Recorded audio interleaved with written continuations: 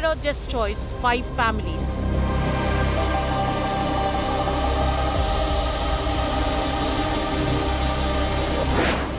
India mourns the loss of our brave hearts.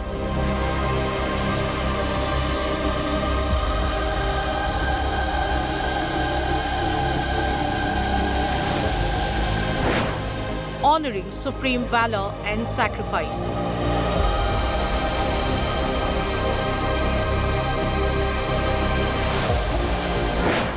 Sacrifice of the 5 braves won't be forgotten.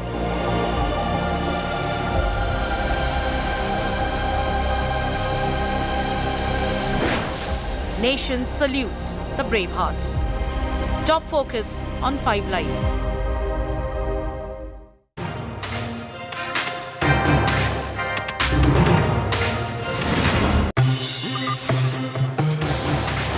Well, the nation salutes the Bravehearts viewer. But what is the nation? What are you? What am I? What is the media? What is the political establishment? What is the government doing to ensure that those 5 army men are never forgotten? It's easy to say that the nation will never forget, but you and I both know that they will be forgotten. But I'm going to be asking some questions on 5 Live today, and I request you to join me in asking those questions. I'm Shiv Aroor. This is 5 Live. These are the headlines. Uttarkashi tunnel rescue operation enters its final phase. Maximum 15 meters left for drilling. Rescuers say evacuation process likely to end tonight. Centre swings into action to tackle deep fake menace. Social media platforms put on notice. Allotted 7-day deadline to comply with infotech rules. Query row has escalated. India Today accesses exclusive details of Trinamool MP's login details, not just Dubai. Logins to Mahua Maitra's parliamentary account accessed from New Jersey as well. Poster war erupts over Modi Team India video. Congress releases Panauti-e-Azam poster. BJP retaliates with Panauti poster against Congress bigwigs. Is China about to hold the world to ransom once again? Another mystery viral outbreak grips China. Health Ministry in India closely monitoring the surge. Says low risk to India, but prepared for any exigency.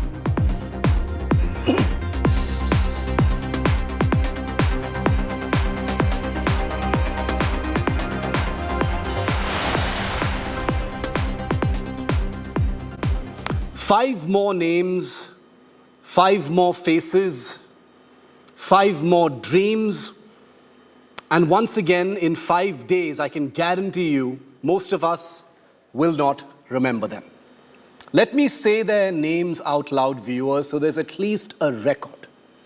Captain Shubham Gupta, Captain MV Pranjal, Havildar Abdul Majid, Lance Naik Sanjay Bisht, Paratrooper Sachin Laur.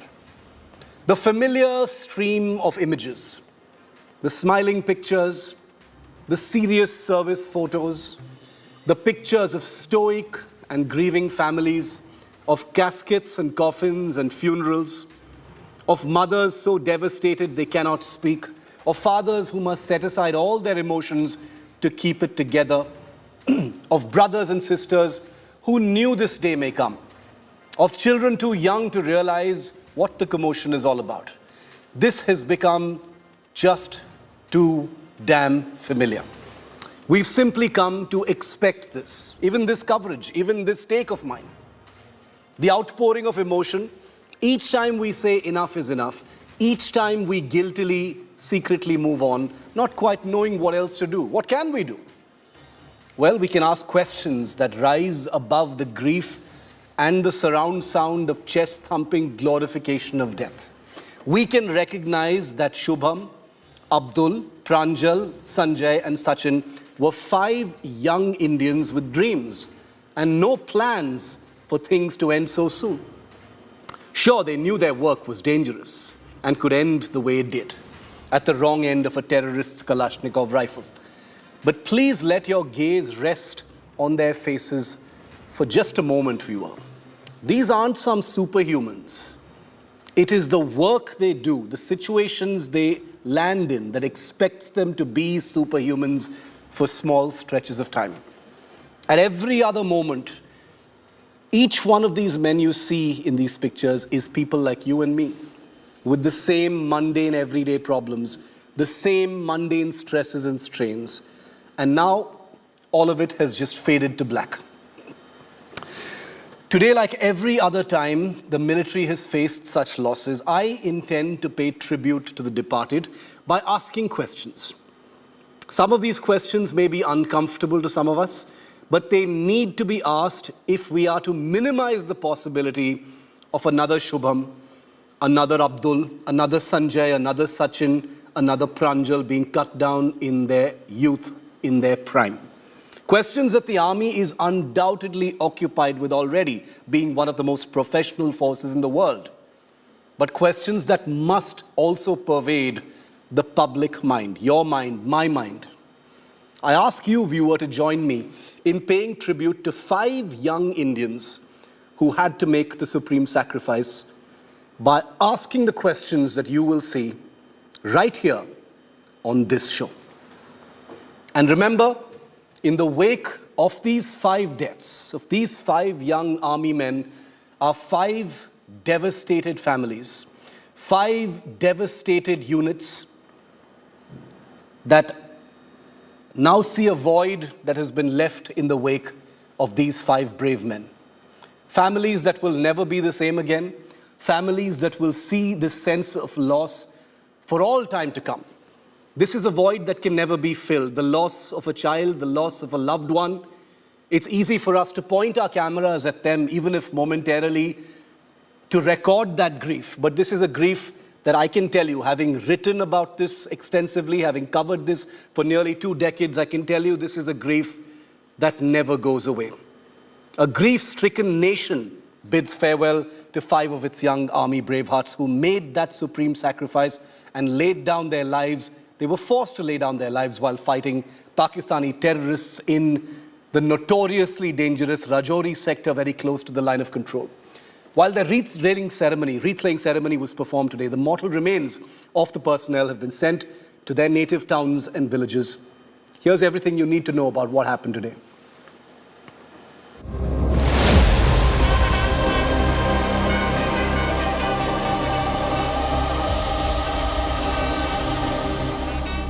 With a heavy heart and tearful eyes, India bids farewell to 5 of its brave hearts who made the supreme sacrifice in the Rajouri encounter.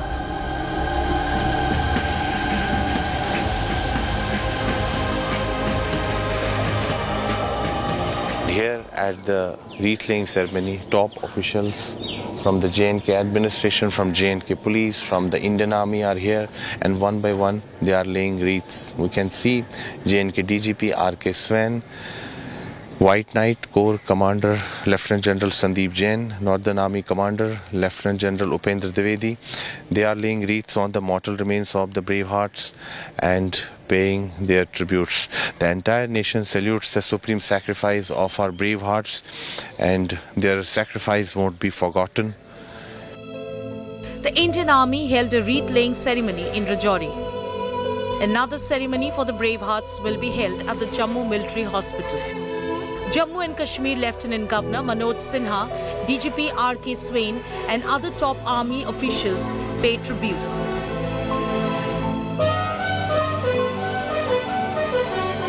जैसा कि आपको विदित है, ये दोनों खूंखार आतंकवादी पिछले 1 साल से कई इन्होंने ऐसी घिनौनी हरकतें की थी, ऐसी किलिंग्स की थी जो हम इनको ढूंढ नहीं पा रहे थे और ये कहीं जाकर छुप रहे थे। हमारे रोमियो फोर्स के जवान और 9 पैरा के जवानों ने मिलकर ये जो कार्रवाई की है, इसमें 2 शहादत तो हुई है, लेकिन हमने 2 खूंखार आतंकवादियों का खात्मा किया। Captain M.V. Pranjal, Captain Shubham Gupta, Havaldar Abdul Majid, Lance Nayak Sanjay Bisht and paratrooper Sachin Laur laid down their lives fighting Lashkar-e-Taiba terrorists. The grief-stricken family members of our bravehearts are yet to come to terms with the loss.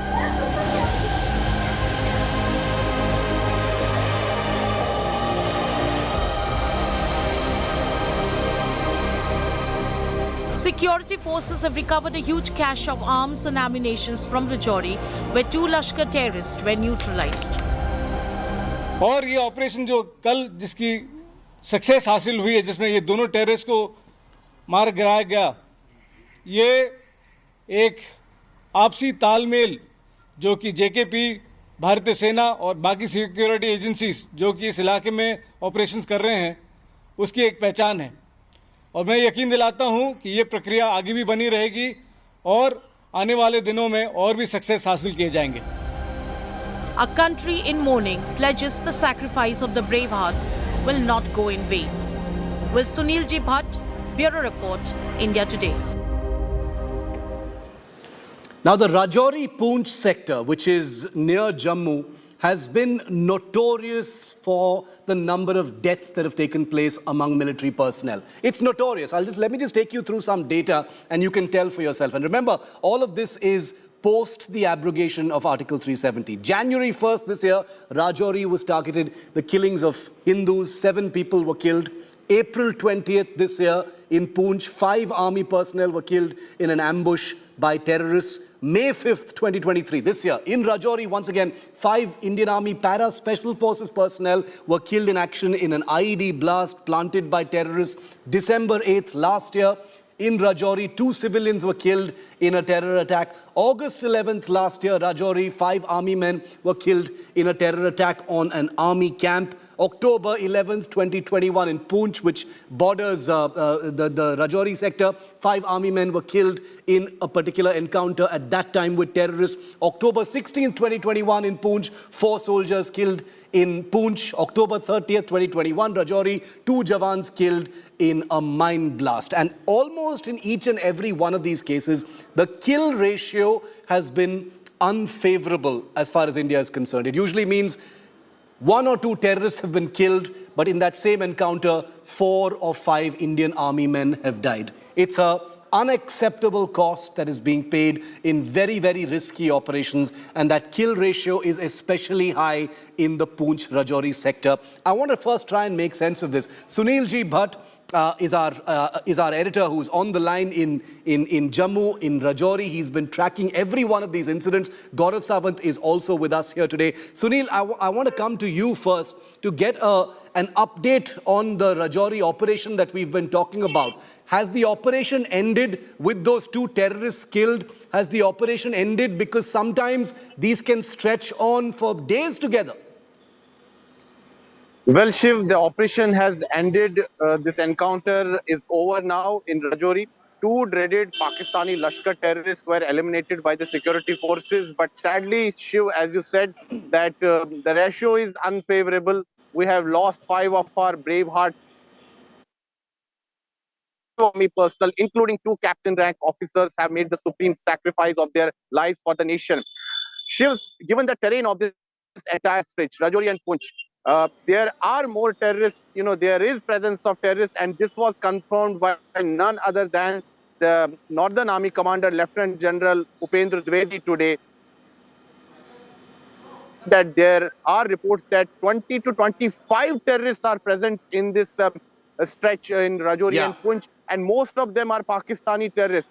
And Lieutenant General Upendra Dwivedi even said that in the recent terrorists have been eliminated, many of them have been Pakistani ex-servicemen. Absolutely. So this raises huge concern. In the coming days, there is possibility that there could be more terror activities in this stretch. And it's election season, like you rightly pointed out. This is very worrying because it's election season. Obviously, there's going to be a greater deal of activity. But the data and the timeline of the attacks and the number of Indian Army personnel who've been killed in action in each one of these attacks is alarming data. Gaurav Sawant, managing editor, who has reported extensively, through the Poonch, Rajouri sector and all across the line of control, in fact, is also with us. Gaurav, the data as far as violence in Jammu and Kashmir overall since the abrogation of Article 370 is actually very favorable. Almost all facets of violence are down. There is a visible improvement in the security situation, across different sectors. But this particular sector of Poonch Rajouri continues to bleed. It almost stands out when you look at the number of kills that are taking place over there. How does one explain this, Gaurav? Shiv, there are three aspects to this. One, the deployment of security forces in the Kashmir Valley, north of Pir Panjal. It's very intensive. You have much more deployment of the army, the Central Reserve Police Force and the Jammu and Kashmir Police in those areas. So terrorists have very little area to maneuver, whether it's North Kashmir, Central Kashmir or South Kashmir. But you'd recall, Shiv, the moment there were brigades that were removed from South Kashmir and a vacuum was created, terrorists came and occupied that area, and that entire Burhan Wani episode had taken place, and then again additional forces had to be deployed to weed terrorists out from that area. So Kashmir by and large has been sanitized. Post 370, the focus remained north of Pir Panjal. South of Pir Panjal, incidentally, had been declared terror-free because for years there wasn't a single terror attack. And that's because the Gujars and the Bakarwals, predominantly the people who live there, they'd given a lot of intelligence inputs to both the Jammu and Kashmir police and to the army, and terrorists had been wiped out. But this is an area that is used as a transit point, Shiv. So terrorists infiltrate from Pakistan-occupied Jammu and Kashmir, get into the Poonch Rajouri belt, and then use that Hajipir belt to infiltrate, go into South Kashmir, use that Mughal Road belt to get into South Kashmir, or to go to North Kashmir, or to operate south of Pir Panjal. That's why this is major when it comes to terror. Again, Shiv, higher reaches are snowed in, so terrorists cannot operate there. They come to lower reaches in Kashmir, massive deployment. This area, thin deployment. Also, the moment Galwan incident took place, some forces were pulled out and deployed there. Again, a vacuum is created. The moment a vacuum is created, terrorists occupy that area. I had covered Operation Sarp Vinash when the Pakistanis had actually built camps inside India, and special forces and helicopters had to be used during Operation Sarp Vinash to neutralize terrorists. That area was declared terror-free. I've also covered this area, Shiv, incidentally, in the late 1990s when armored personal carriers had to be used to take the army out. Morning to evening, they would have road opening parties, and post sundown, this area was heavily infested with terrorists. That's the effort of the Pakistani terrorists right now when they're sending their bat teams. Remember, this is an area where they've beheaded our soldiers at the LC. So there is no thinning out of troops at the LC. There was some thinning out in the hinterland. There were some additional forces that are now moving in. Bringing in special forces for these operations is dangerous. Shiv, if you permit me 30 seconds, there's another aspect which is very important. Indian Army has been battling terrorists here for decades. So somewhere, Pakistan is actually studying the standard operating procedures of the Indian Army. And in two instances, from what my sources tell me, the moment walkie-talkies or Thuraya phones or satellite phones are switched on and signal intelligence homes on, that information is given out either to the local battalion or to the special forces. That is how terrorists are luring in our soldiers into an ambush, striking and disappearing, because they know the moment there is signal intelligence, troops will march for the kill. Now that is where perhaps, and you know, army officers on the broadcast can tell us better, veterans, whether you need to use more technology, use time to your advantage, and not come under pressure to kill, to either kill terrorists the same night or to show kills in this area, because we just cannot afford our fatalities, whether it was 5 para-commandos last time or 5 soldiers today, or that ambush that took place where Hamas, terrorists had body cams and cameras on their phone when they ambushed a lone truck. Again, violation of SOP by the army. They ambushed a lone truck and killed our soldiers. So this is where the army needs to be a step ahead of these terrorists instead of the other way around. And the questions we're asking must lead to answers to some of the points that Gaurav and Sunil have just raised, because there can be absolutely no half measures as far as this is concerned. No, this kind of cost is unacceptable. Every time, we've shown you the data to prove it. The data that Sunil has brought to you proves that every time an encounter takes place in the Rajouri-Poonch area, the kill ratio is simply unacceptable. How do we solve it? What is the cause of the issue? I'm going to get an army view on this as well. Gaurav and Sunil, thank you very much for joining for the moment. But as promised, paying tribute to these brave men also means asking those questions. So here are the 6 big questions, viewer, that I want to ask, and then we're going to try and get some of those answers. Number 1, why so many army men killed for just 2 terrorists? 5 brave young army men killed for just 2 terrorists. Is this kill ratio that we're talking about in J&K encounters a cause for immediate concern? Number 3, does this encounter approach require a complete overhaul?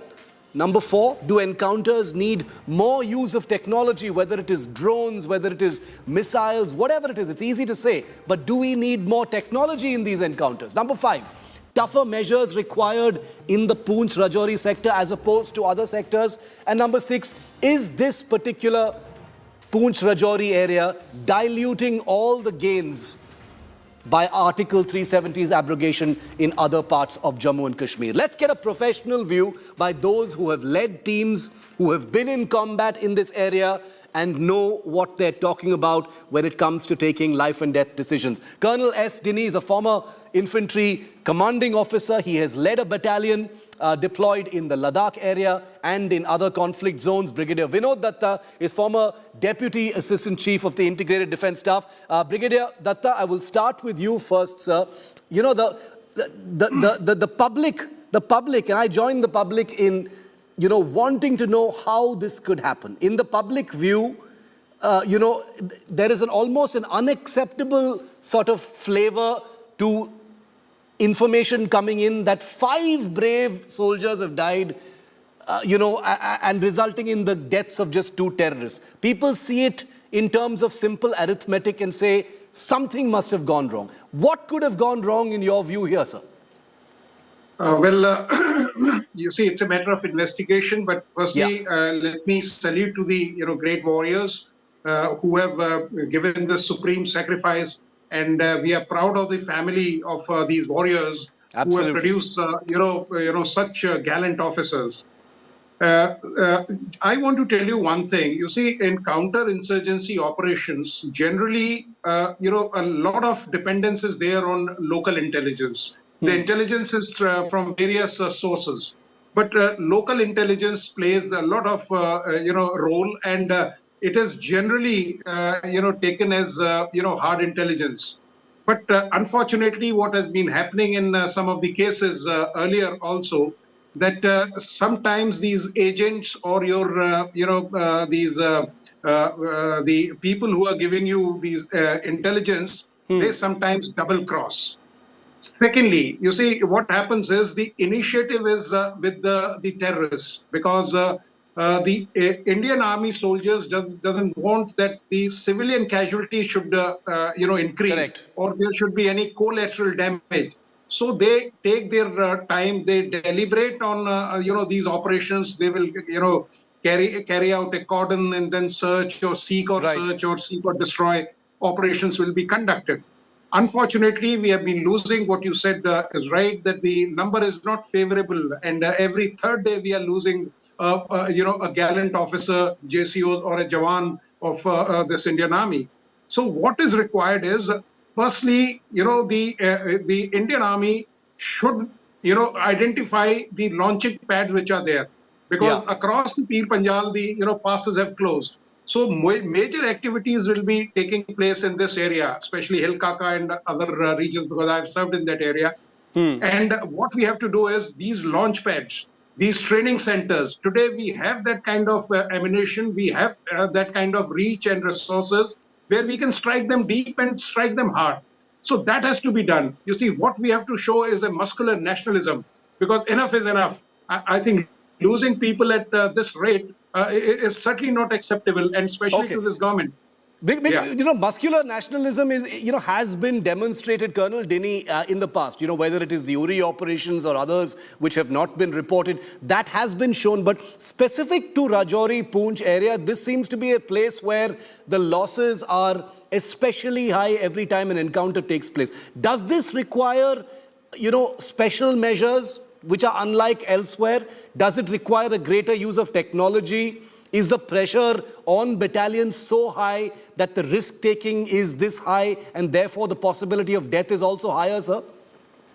First of all, Shiv, I also would like to place my salute and my thoughts. Yeah. There's no words to mention the kind of bravery which the 5 heroes have shown to us. I bow my head to them and to their families. Now, coming to your question, Shiv, it's a sense of deja vu for me, in the sense that if you were there, Shiv, about 20 years back, I think you would have been doing the same show even then. The reason why I say so is that counter-terrorism operations in Kashmir is a very dynamic procedure or a process.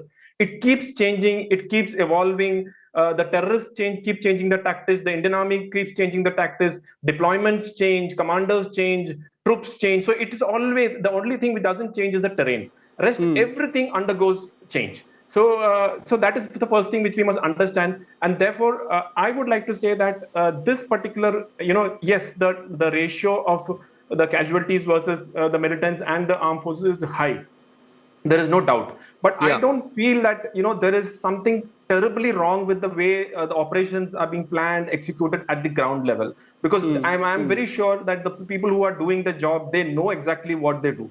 Correct. Shiv, I agree. I have been in Kupwara, I've been in Uri, I've been in Manasbal, in these areas, operated there. It just takes one error from one person, and your entire team can get sucked into it, because that is the nature of operations. That is the way we are trained for it. That is the way. We just don't leave at that point of time when this operations is going on. No matter what, they are totally in a different zone. They're in a different mental zone. So it is very difficult to exactly say that this is where they're going wrong or something like that. And I, from personal experience, even including special forces, people have lost people without any terrorists being killed, and they have come back with a vengeance, in the sense of 7 to 8 terrorists being neutralized without a single casualties, and moving ahead. Now, my point is that definitely, as we see from outside, and it's my personal view, that the terrorists have moved away from the Burhan Wani school of terrorism. What is Burhan Wani school of terrorism was right in the city or the town, with the social media, with the Facebook. So the information and intelligence was much more easier. Now they have gone back to the old school of terrorism in Kashmir. What is the old school of terrorism? That is back to the forest. Use the terrain, get into the hideouts, small little hideouts, get into the caves, and then send this information, either leak it with the purpose, or inadvertently the intelligence do come out, and then as the troops move in, the terrorists are at an advantage from very close, because the visibility is poor. They are in a dominating position. It is not like in a built-up area where you can actually completely seal the entire area and they can't escape. So I feel that this is one change which has happened, especially south of Pir Panjal, and I think Gaurav put it very rightly, that there is a vacuum there, and which is now naturally they will use it. They are looking for areas where we are weak, and I think what is clear from the two brief answers that we've got from both Colonel Dini and Brigadier Datta is that there are no easy answers. But I wanted to end this show by basically telling our viewers and to all of those listening that at no point should anyone think that they can lecture the army, the service that Brigadier Datta and Colonel Dini have served. The people on the ground know what they're doing. Let nobody sitting in their armchairs in their living rooms think that they can give advice to brave commanding officers, brave soldiers, brave JCOs, and brave Jawans doing very, very dangerous and risky work on the ground. Nobody would risk their lives for nothing. They know what they're doing. Things can go wrong in counterinsurgency and counter-terror operations, and they frequently do. And that's the reason also why we are asking these tough questions here. And that's the reason why we need sober wisdom and advice from those who are experienced and have an outside view of what is going on. Colonel Dini and Brigadier Datta, I apologize that this discussion was so brief, but I did want to bring you on board to at least get your words on this very, very sad day, but one that should galvanize us to ensure that there are no more such tragedies waiting to happen. Captain Shubham Gupta, one of the young officers who was killed in action in that encounter with terrorists, leaves behind countless scars which will remind his family and loved ones of him. India today has a video of Captain Shubham singing on an open stage. That's right, he was a singer with his entire life in front of him. Enjoy this video, the memory of a hero.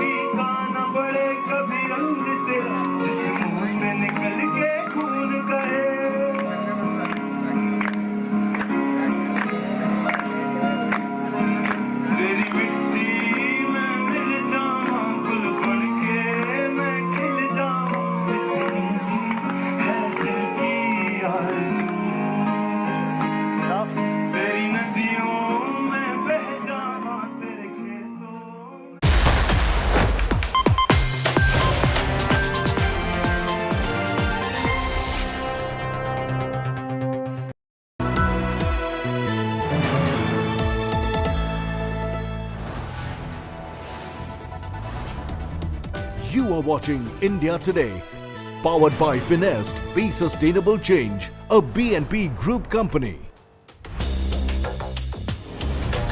The Telangana strongman has to battle anti-incumbency and a resurgent Congress to win a third successive term, plus an exclusive interview with Telangana Chief Minister K. Chandrasekhar Rao. Read the full story in this week's issue. Subscribe now.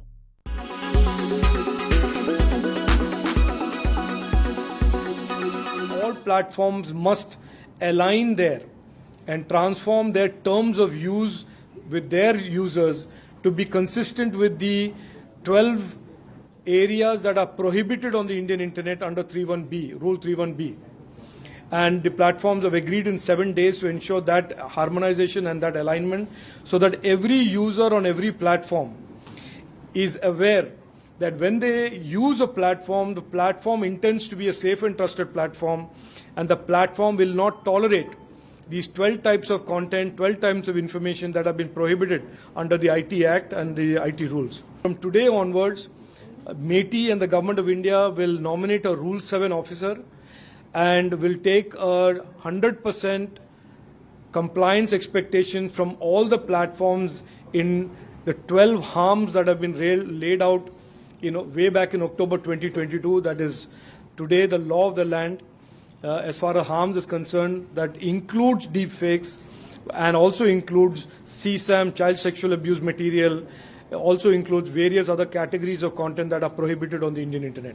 Rule 7 officer will also be a person who will create a platform where it will be very easy for digital Nagriks to bring to the attention of the Government of India their notices of allegations of or their notices or allegations or reports of violation of law by the platforms, and the Rule 7 officer will take that digital platform information and respond accordingly. So we'll make it very simple for the citizen to report violations of law by platforms to the government, and we'll make it very simple for the government.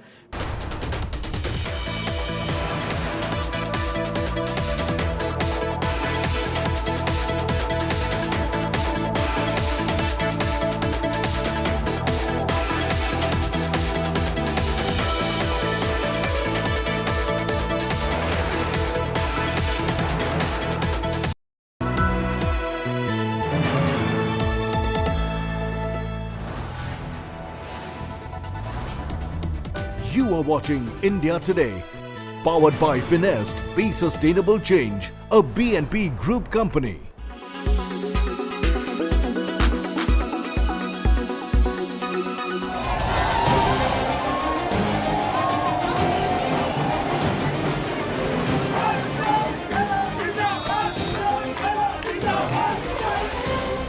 Rajasthan votes on 25th November. Days before the voting in the literally last leg of the campaign, BJP hit Congress hard with the Prime Minister in his rallies, reminding people of how the former Deputy CM of the state has been, in his words, punished for his father Rajesh Pilot's political moves. Sachin Pilot, in response, asked the Prime Minister not to bother with his future. The current Chief Minister of Rajasthan indicated that this was BJP's last-minute ditch at splitting Gujjar vote of the state. हमारे BJP के लोग हैं ही हैं जो Rajasthan party को भी लेके आगे घसीट करके उनकी पार्टी ने 22 बार फायरिंग करी थी। 22 फायरिंग हुई है उस वक्त में सोयला में हुई थी, टोंक में, गरसाना में हुई, प्रसाद में, गुजरों में हुई है। कुल 22 फायरिंग में 72 गुजर मारे गए थे। 72 गुजर मारे गए थे। 12 दिन तो ऐसे पड़ी रही थी। मेरे वक्त में फायरिंग छोड़ो, मैंने लाठीचार्ज तक नहीं होने दिया। लाठीचार्ज नहीं होने दिया। ये किस मुंह से बात करते हैं हमारी? But the Saffron Party did not stop. In a post on social media, barely hours before the campaigning was to end, BJP, quoting the Prime Minister, said that the Congress had issued several statements on the issue and even addressed press conferences, but had not answered the question raised by him. Rajesh Pilot passed away in 2000. He and his 46-year-old son belong to the Gujjar community that makes up 7% of the state's electorate. In 2018, Gujars voted enthusiastically for Congress. The opposition is trying to find a crack in that loyal base of the grand old party.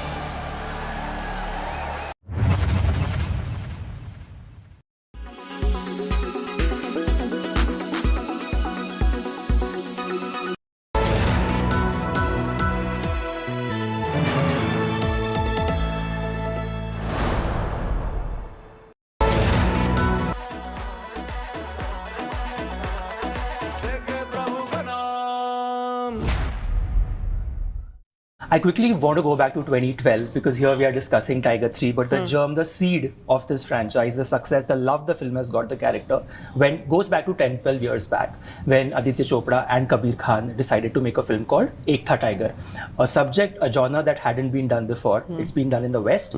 Really curious to know that if there was a narration, when it came to you, what were your first thoughts? You have come across, you came off of the success of Reddy and Bodyguard. You've also had a string of hits during that period. What made you say yes to this film? And were there any apprehensions do you have when somebody comes to you with a subject? Say. Tell us. We're really interested. Tell me. No, what did you feel when you heard the narration first? No, but you tell now. You tell. We want to hear it from you. We've though just spoke a few days ago.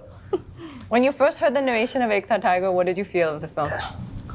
See, my answer is going to be the same. Did you like the film? He obviously did because he did the film. So that we know that he liked the film. No, I hated the film, that's why I did it. I mean, like, come on. No, so I heard the narration of the farm. And I heard it at about 2:30 in the afternoon. And it was like I heard the synopsis of it, and then when I heard the whole script, I thought it was good. And that was the first time working with Wire for me. And I mean, our fathers have been very close, they worked with each other. Yes. So for me, it was a good one. Yeah. Katrina, same goes for you. Just the fact that it has now become sort of a staple name in houses and homes and hearts, both these characters, Zoya and Tiger. I'm guessing none of us at that point in time thought that 12 years later in timeline, we'll be sitting and having this chat. I remember when Kabir first told me about the story of Ek Tha Tiger. We had just done a film together called New York, and we had a great working relationship. And I had absolutely loved the story. I thought it was such a beautiful love story between two such fiercely independent people, but then who come together in spite of all the obstacles and challenges in such a beautiful way. And I think Ek Tha Tiger, for me, will always be one of my most special films. And then a few years later, Ali Abbas Zafar got to take it forward with Tigers in the Hai, which again was such a beautifully made film. And now, like you said, 11 years on, we're sitting here today with Tiger 3, and I think we're all feeling really grateful for all the audience's love that they've given for this film and the support that we've gotten for it. And it's such a special franchise for all of us, and it's something we all look forward to coming together to work on. Right. I want to throw a few facts at our audience right now. Just the milestones that Tiger 3 is making and has made in the past. It's the biggest ever Diwali hit in the history of Indian cinema. Correct. In the history of Indian cinema, crosses all languages. Salman now has 2 films which make it to the highest grossing Diwali releases of all time. There's Prem Ratan Dhan Payo, another film that got a lot of love, and then there is Tiger 3. And the collection is almost similar. Yes, yes, you're right. Katrina, you apparently have accumulated a staggering figure of 3,000 crore. If we put together all the box office numbers of the films that you've sort of done so far, which is a huge, it's a big number to cross and crack. Perhaps you might take it lightly, but it does sort of also show the love the audience is giving. Congratulations, yeah. I didn't know. It's the first time I'm hearing this. Thank you. Merry Christmas. Merry Christmas. That's a good plug. Merry Christmas is coming soon now, yes.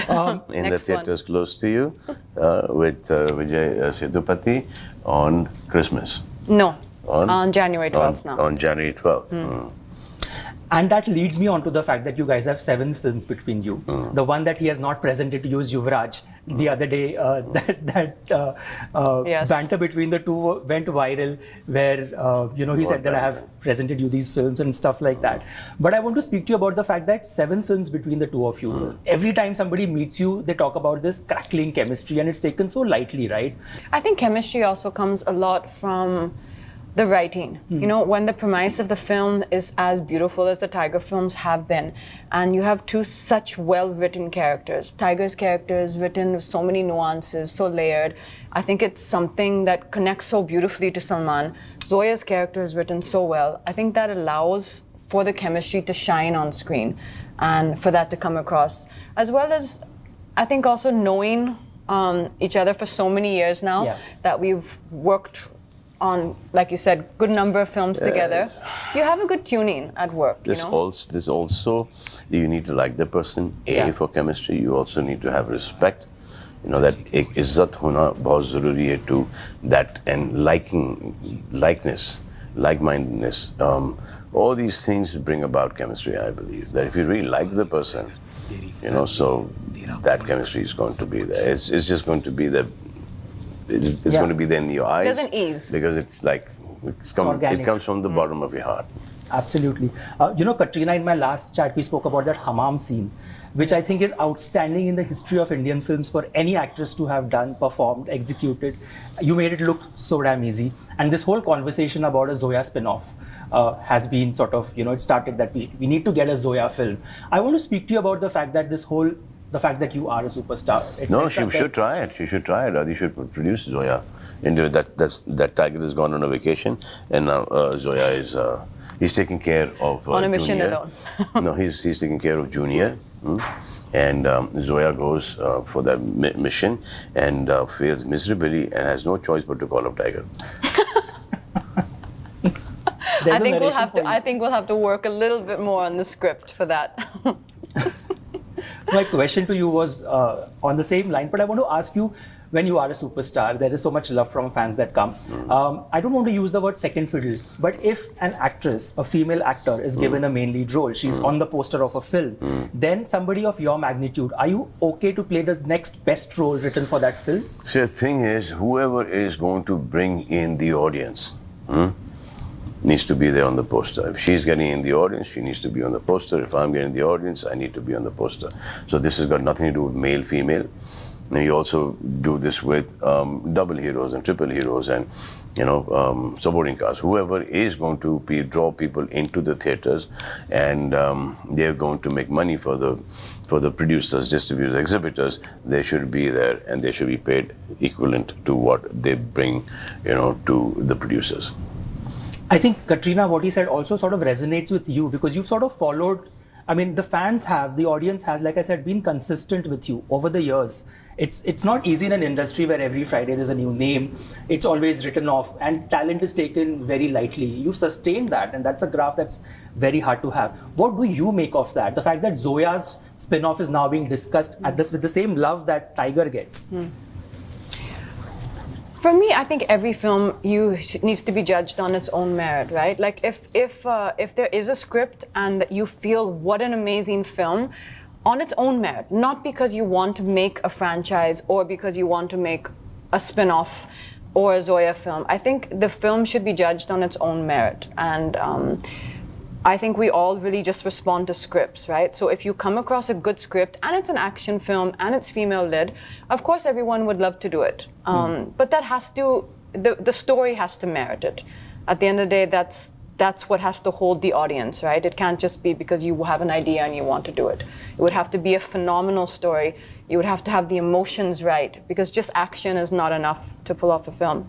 So I think, yeah, like let's Salman see, it's an exciting, the writing needs to be amazing. It's an exciting world, this whole kind of spy universe now, which has been coming about slowly from Tiger. It's a very exciting world with so many characters which are also brilliantly written. And let's see where this goes. Salman, you know, in a recent interview, this headline went viral. Tom Cruise said that there are days when I feel like Tom Cruise when I wake up, and then there are days when I feel like the guy who's just getting bread and butter for his family. There are days when I wake up and I feel both. I'm asking you this question because there are parallels between somebody who enjoys that kind of fandom and superstardom and you. Do you also have days like these when you wake up one day and you feel like do you feel that the adjective superstar Salman Khan follows you everywhere that you go? I have never felt like that, ever. I have never felt like a superstar, ever. My habits are not of superstars. The way I travel is not. The way I dress is not.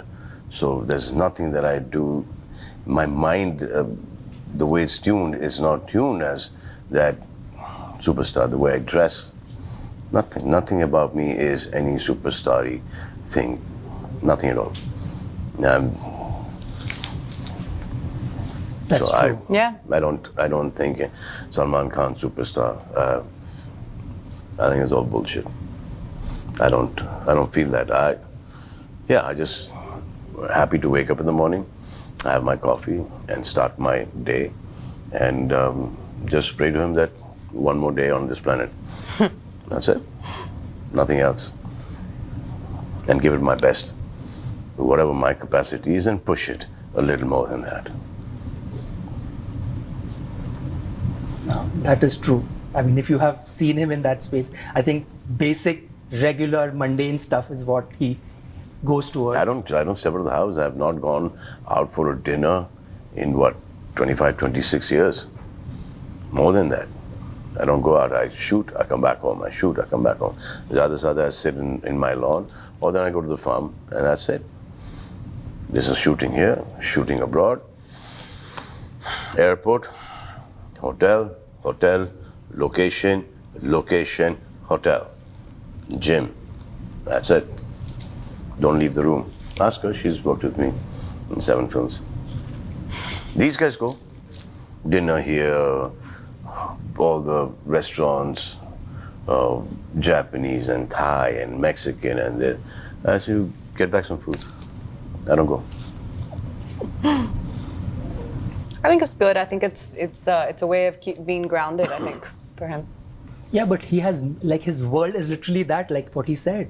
There are like 4 people perhaps which he's known ever since he was a kid, and they've been constant. The food that he eats has been constant. The people that he is really fond of has been constant. That's not changed. That's not changed. That's not changed at all. I mean, I spend more time with my staff than my family. So if there's Raju is there, and then there's Nads is there, and then there's PP is there, and then some friends of mine, and these people, and I'm very comfortable with them. We chill, we watch something, we go to the gym, we're good. Some same friends who travel with me. I don't even go out shopping. When was the last time you stepped into a mall? So you can't step mall, into. I mean, like sometimes the mom is there, whatever. So then, I'll go down to the closest restaurant or coffee shop. And I'll go there, sit down there for 15, 20 minutes, and I'll come back up. That's it. The rest is.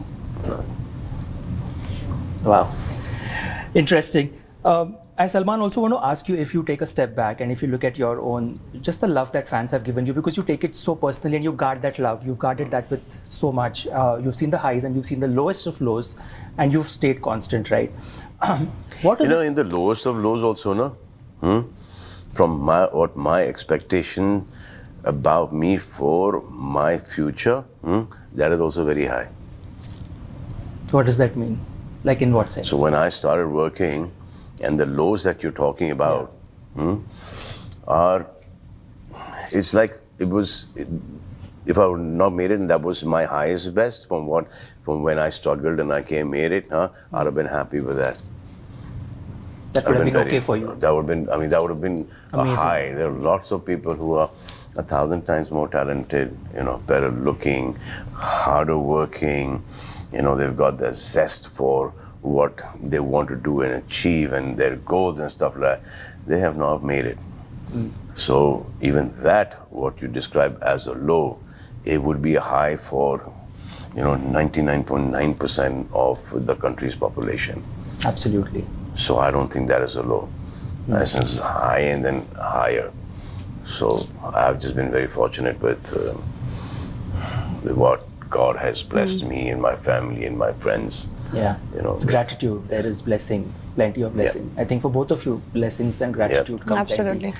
That's the most important part in life. I mean, she deserves it. I don't even deserve it.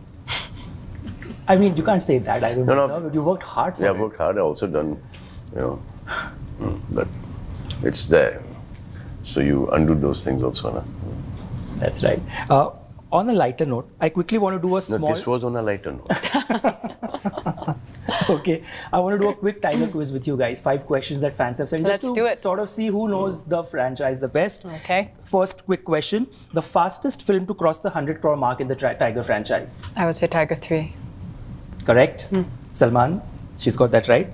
What's the word that Tiger tries to make Zoya learn in Ek Tha Tiger? There is a particular word and a phrase. In the restaurant. Yes. He's asking you. No, either of you, whoever gets it first. In the restaurant is a good clue, Katrina. Think of all the food. अरे 11 साल पहले. It's like dumb charades. Kebab. What kebab? Yeah, the second word is right. Now he's pointing to, he's giving you the answer.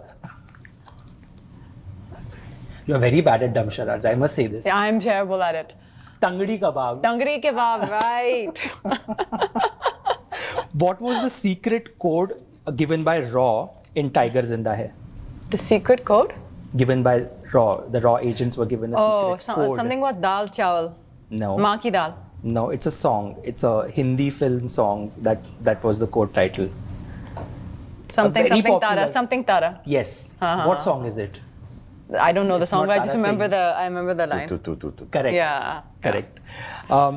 This is an easy one. What is Tiger's real name in the franchise? What's his real name? Salman Khan.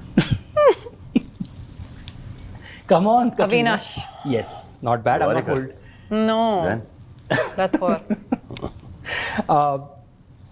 Mr. Girish Karnad, the late Mr. Girish Karnad, really talented. His character Shenoy loves a hand-cooked delicacy by Tiger. He is really fond of it, and he keeps mentioning that in the film. What's that delicacy that he really relishes? Maa ki dal. Tiger ke haath ki kali dal. Oh, sorry.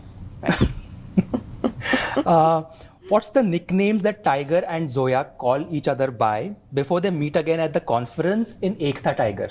There are these 2 names that you tease each other by, and you decide ki we'll call each other this in that scene. She knows that one. No. Katrina, you're losing like miserably. No, I won for sure. I've got like most of them. They are channel names, if that all rings a bell. Like a TV channel? Yes. Doordarshan and... MTV. No. ZTV. Close. Salman came close. Okay. I got one of them. I remember now this one, but I don't remember the other one. Okay. How many views has Fax Se Swagat got on YouTube? I mean, that's a staggering number, so I want to check if you come close to this figure. Like, and counting. 400 million, 500 million? 9. You're way off far. 9. He's saying 900. But some 2-3 years ago.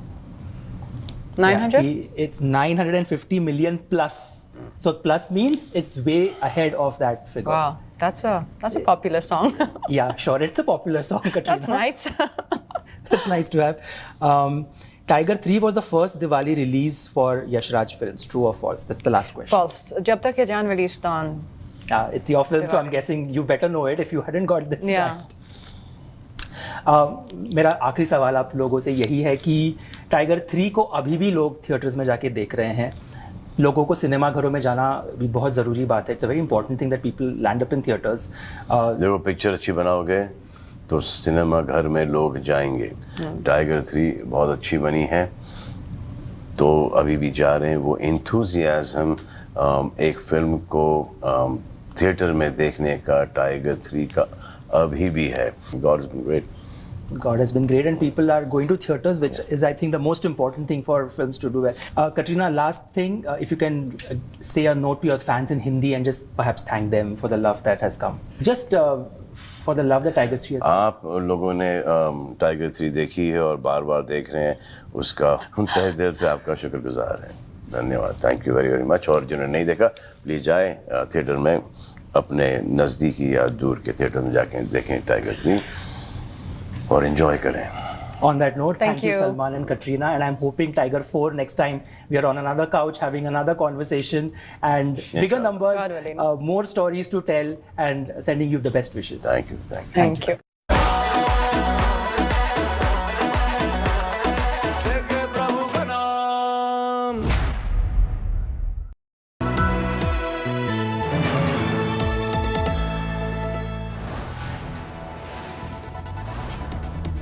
You are watching India Today, powered by Finest. Be Sustainable Change, a B&P Group company.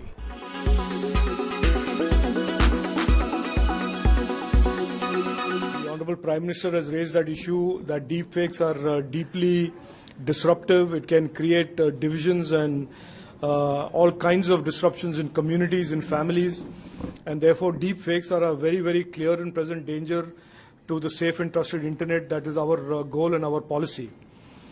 Way back, I reminded them today, I made a presentation to them and I reminded them that way back from October 2022, the government of India, Prime Minister Narendra Modi ji's government, has been alerting them to the threat of misinformation and deep fakes which are part of misinformation. The intermediaries of today all agreed that the current IT rules and under the IT Act provide for adequate compliance requirements on their part to deal with deepfakes. Even as we speak to a future regulations and a future law, which is certainly required given that our IT Act is 23 years old, it was emphasized to them again, to which they have agreed, that the current law and the current Act and the current rules under 31B5 provides for compliance requirements by the platforms on misinformation, patently false information, and deepfakes. This has been agreed to by the platforms. I have urged them today and have said that we will follow it up with an advisory and a directive that all platforms must align there and transform their terms of use with their users to be consistent with the 12 areas that are prohibited on the Indian internet under 31B, Rule 31B. And the platforms have agreed in 7 days to ensure that harmonization and that alignment so that every user on every platform is aware that when they use a platform, the platform intends to be a safe and trusted platform, and the platform will not tolerate these 12 types of content, 12 types of information that have been prohibited under the IT Act and the IT rules.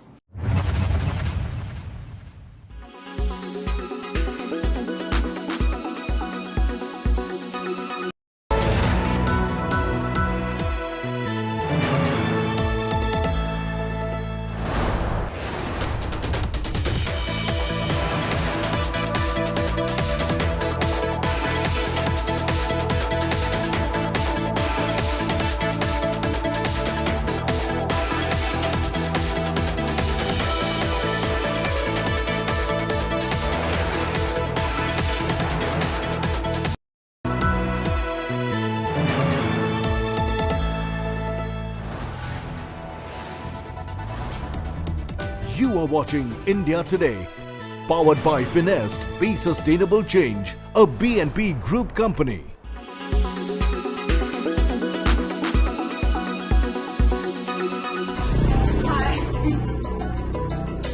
The rising danger of deepfakes, making celebrities fall prey to unforeseen threats, prompting Prime Minister Narendra Modi to press the alarm button.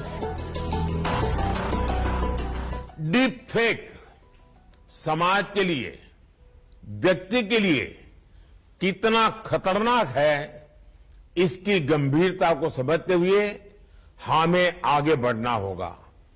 हम चाहते हैं कि AI should reach the people and it must be safe for the society. A worried government got into action mode, fearing massive ramification for internet users. IT Minister Ashwini Vaishnav met tech giants to counter the deepfake danger. The minister served a dire warning against misuse of new age technology. Terming deepfakes a new threat to democracy, Ashwini Vaishnav added that the government will soon come up with new regulations to tackle them. आगामी कुछ ही हफ्तों में regulation की drafting को complete करने का प्रयास किया जाएगा।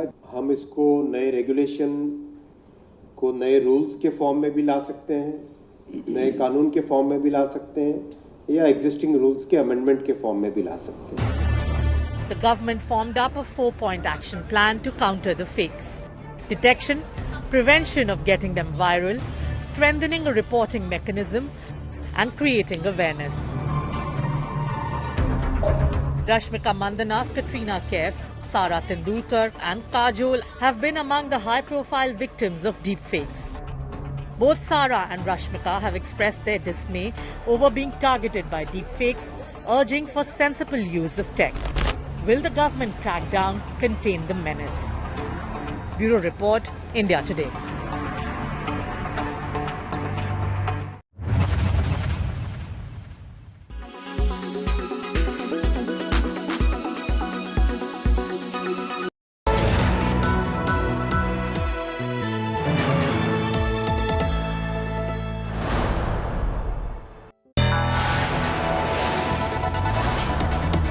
You are watching India Today, powered by Finest, Be Sustainable Change, a BNP Group company.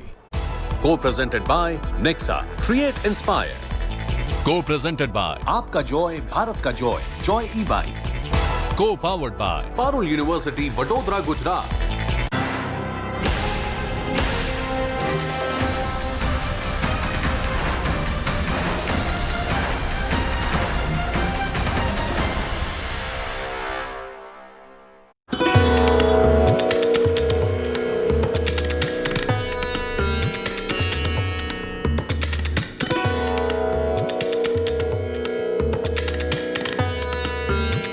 The beautiful Nizamabad district, situated 3 hours away from Hyderabad, is being watched closely this election season. And in no other seat perhaps do farmers have such a big say or have proved their power like in Nizamabad. This lush, green, beautiful field that you see around me is interestingly at the core of who will win the Nizamabad area in this Telangana election. This is a turmeric field, and back in 2019 when Kalvakuntla Kavita stood from Nizamabad, it seemed a foregone conclusion that she would be winning, and in perhaps one of the biggest upsets in the Lok Sabha election in 2019, K. Kavita lost, and that was because of only one factor, of turmeric farmers revolting against her. There was a massive uproar against the BRS then by these turmeric farmers, many of whom filed their own nomination papers, some of whom backed BJP's Arvind Dharmapuri, and thereby causing that massive upset. Years on, has anything changed on the ground? Are turmeric farmers happy with the BRS? Are they happy with MP Arvind Dharmapuri's performance, considering he's standing from Kurutla? Let's find out. Nizamabad, which is now getting the distinct reputation of being called the turmeric city of India, is bustling with some of the richest farmers in the country, as is evident from the sprawling homes and villas here. And it's all courtesy turmeric. These turmeric farmers have been up in arms demanding a national board be set up. It was on that promise that BJP's Arvind Dharmapuri came to power in 2019. And it took 4 years for them to fulfill that promise just ahead of the election. एक बड़े फैसले की आज मैं तेलंगाना की धरती से घोषणा कर रहा हूं. केंद्र सरकार ने हल्दी किसानों के लिए हित के लिए और उनकी आवश्यकता को देखते हुए और उनके लिए भावी जो संभावनाएं हैं उसे देखते हुए नेशनल टर्मरिक बोर्ड के गठन का निर्णय किया है.